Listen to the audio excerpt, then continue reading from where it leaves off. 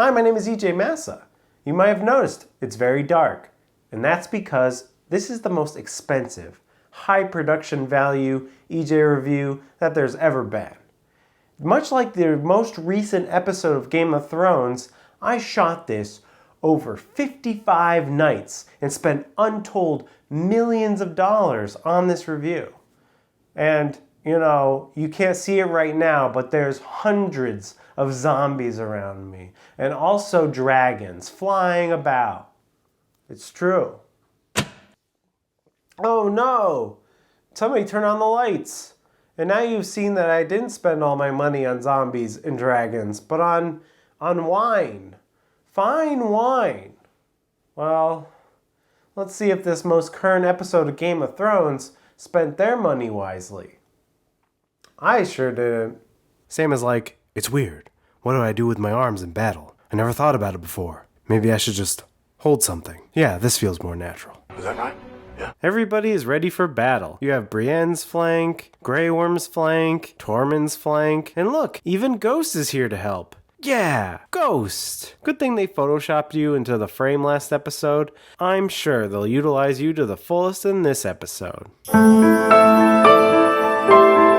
Suddenly, Melisandre shows up. While she was away, she was grinding XP, and she's been working on her skill tree. She learned the spell Enchant Weapons. Lighten up all those swords. She enters the castle and Davos says, "Setting swords on fire doesn't make up for setting a child on fire." Yeah, it does. Damn, she's got me.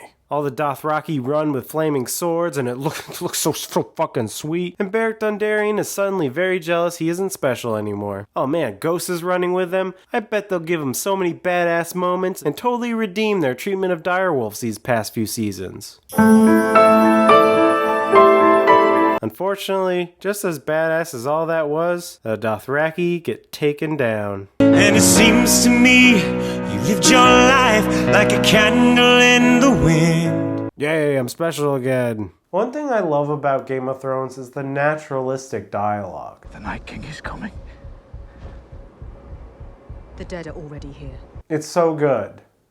This is how people talk. Suddenly, it's spooky war jumble. So spooky, so jumble. You know how in Battle of the Bastards I complained about battle noise? Where the cuts are too quick to really make sense of anything? It's totally exasperated here because on top of the quick cuts, you have dark, muddy shots. At least with Battle of the Bastards, I could see people's faces, I could tell what was going on. But with this, it's almost unenjoyable. It's quick cut, muddy soup. Dany tries to burn stuff to shed some light on the battle, make things a little less spooky and a little more clear. But the White Walkers are like, dragons are too OP, please nerf. And a snowstorm is summoned to make them not as effective. Arya gives Sansa a dagger so she can quote season 1. Sticking with the pointy end. A snowstorm envelops everyone because they thought we might have been able to make something out in the battle. So a satellite provider in Israel actually had to caption repeats of this episode with a thing that explained that, yes, it's supposed to be this dark because so many people called in to complain. My theory is that the creators of the show didn't test this episode on what most people are going to be watching it on, which is HBO Now or compressed formats, and that darker colors and gradations of darker colors don't compress well. They tend to muddy up. Back in the day, musicians used to test their songs on car radios because that's what most people would be consuming their music on. And I think that's what the Game of Thrones creators should have done. Tested the episode on car radios. Wait. Anyways, because Sam is stupid and is on the front line, Ed saves him and he gets killed. Oh no. Ed. Ed died, everybody. Ed. Ed Tullett. Ed. The emotional weight is just so devastating. Ed. Everybody's favorite character, Ed. Sansa goes down to the crypt, which is filled with tons of poor souls, including Varys, who I kind of feel bad for. He used to be this great player in the Game of Thrones, and played awesome opposite Littlefinger. And now he's the equivalent of drapes. He's just dressing the scene so you know it's Game of Thrones. Jon and Dany crash into each other because they can't see anything. The audience crashes into the TV because they can't see anything. Things aren't looking good, so everyone runs into the gates, while the Unsullied protect the retreat. And the zombies chew through the Unsullied like I used to chew through a pack of Fruit Stripe gum. The flavor only lasted seconds. I would keep shoving piece after piece into my mouth. I do the same thing now, except with alcohol. This wine has totally lost its flavor in my mouth. Ah! The Red Woman tries to cast a spell. Not enough mana. I need mana. More mana. Mana. Not enough mana. Mana. The zombies stand there awkwardly. Oh golly, I don't much care for fire. The fire spooks the Hound because he's afraid of fire again this season. Back in the crypt, Tyrion is feeling some FOMO. Sansa's like, don't feel bad about being completely useless. That's why we're all here. Especially you. Especially you, though. Theon tries to apologize to Robot Boy, but he's too weird to accept. Shutting down. Oh, Bran is warging, finally. He's gonna become like some badass dragon and wreak havoc on all the whites. Look, I've become birds, hee hee. God damn it, Bran. The zombies make a bridge out of bodies and start piling on each other to get into the castle. The old World War Z move. Here's a lovely scene with Jaime and Brienne fighting with both halves of ice silhouetted in the darkness. It's almost like Ned Stark is fighting to protect Winterfell. I'm proud of you guys, my children. Actually, we're not your children.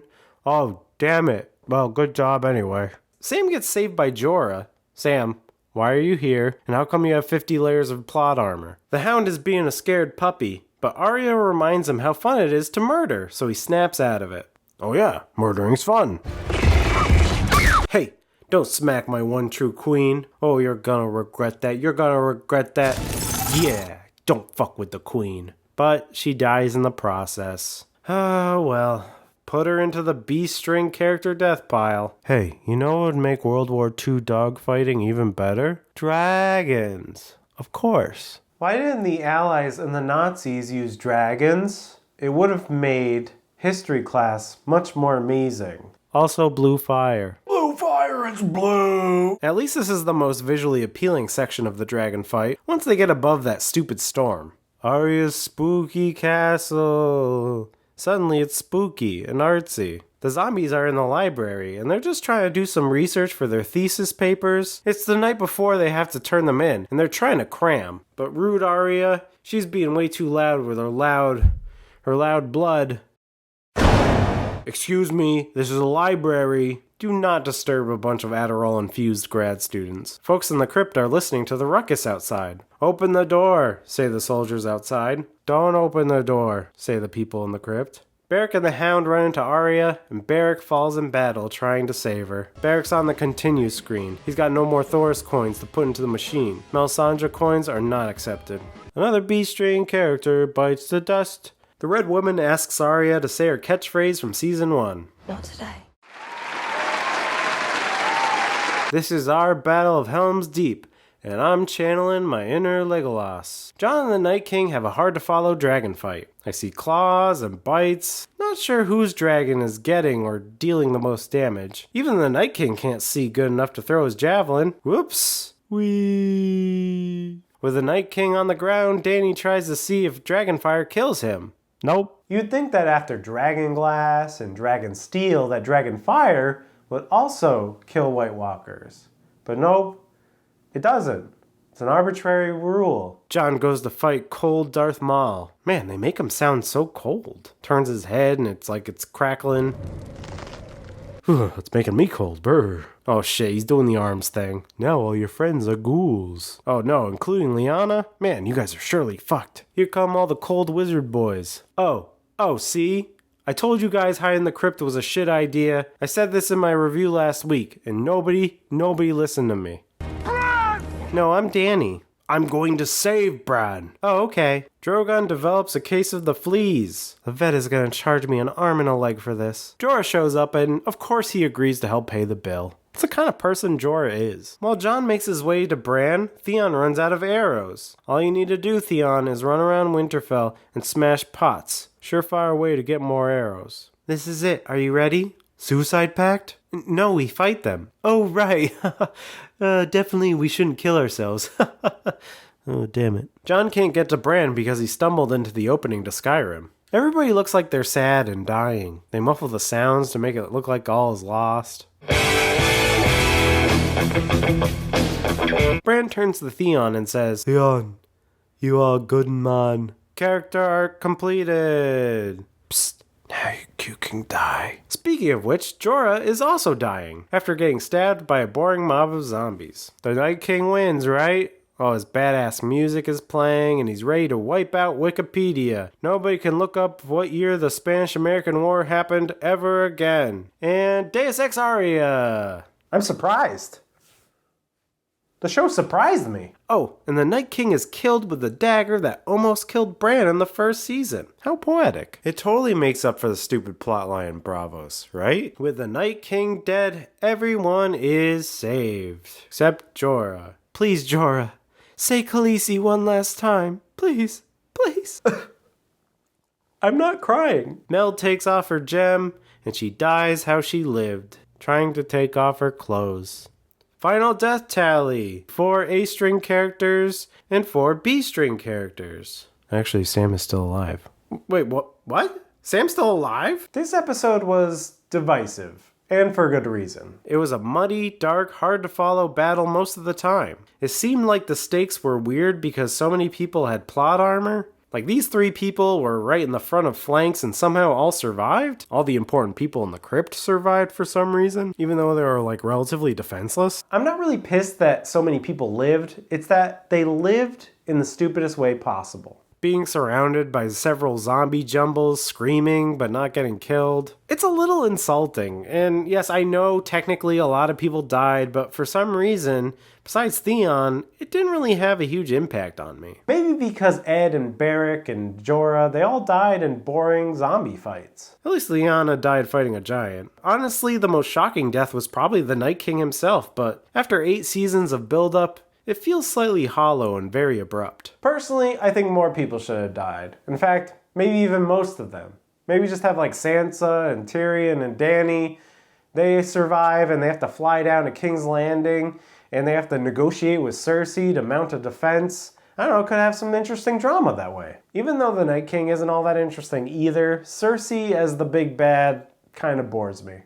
I know the series is called Game of Thrones, so it makes sense that the final confrontation would be about that, but I still want to see Cersei face the consequences of not preparing against, the literal incarnation of death heading down south. So, we'll see how it all ends up. I'm disappointed Ghost wasn't better used.